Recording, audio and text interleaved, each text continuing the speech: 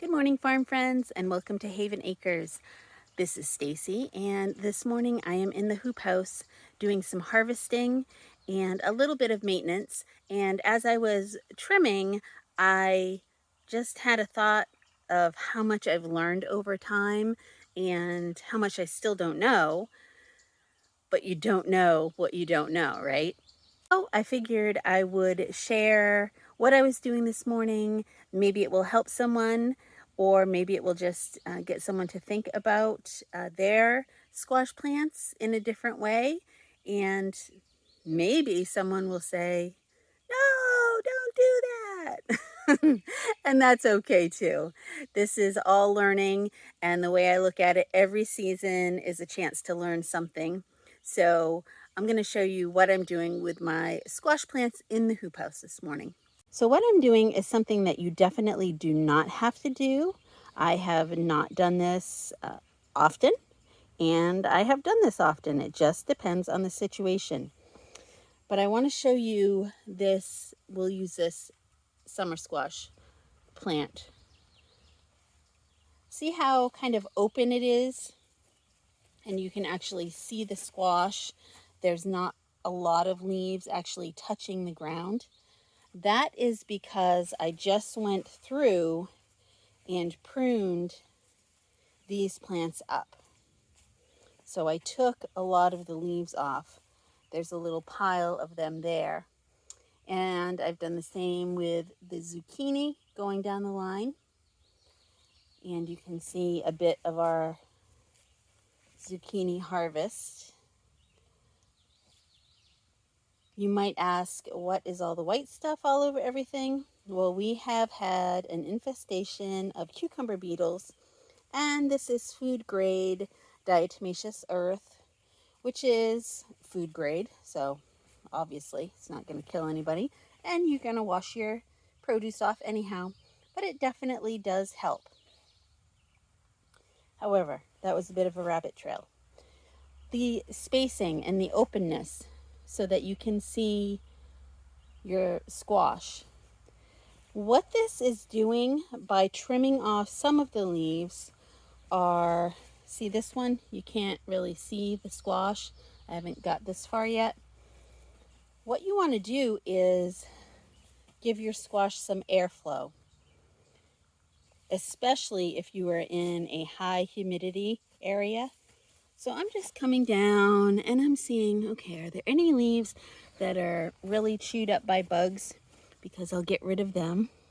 And let's see, this big one in here is, so I'm going to cut that one off. It's also laying on the ground. It's hard to see, but it's also laying on the ground, which is a great place for the bugs to hide.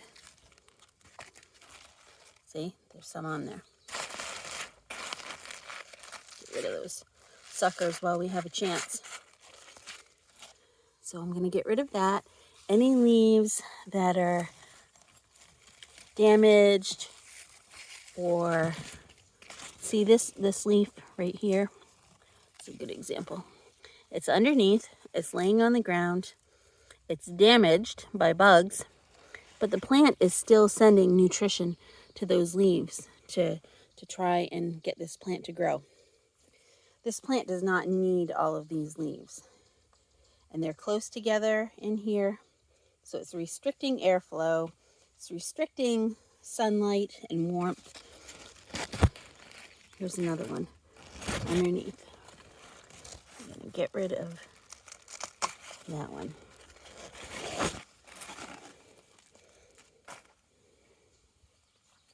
And again, all of these things are not necessary, but if they will help your plant grow, why would we not?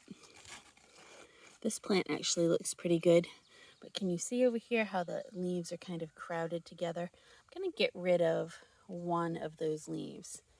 Actually, I can see I might get rid of more than one. See how this one is up against the hoop? That is a haven for bugs. So I'm going to get rid of that one. Just going to follow it down close to the base of the plant. Give it a little gentle cut, making sure that I don't cut the actual plant base. And let's see, we've got a couple that are overlapping here. Let's see, that one.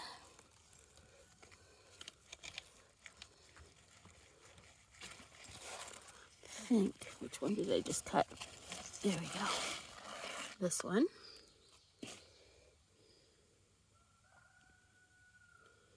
I think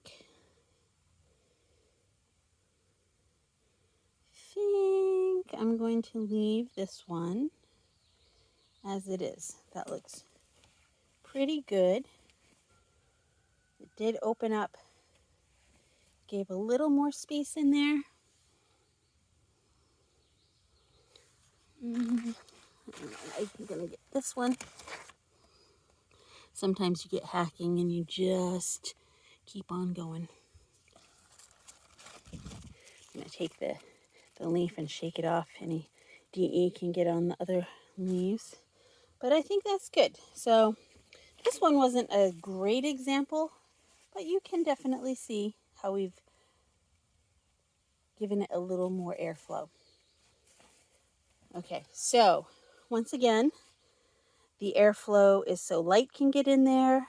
The airflow is so the bugs have fewer places to hide.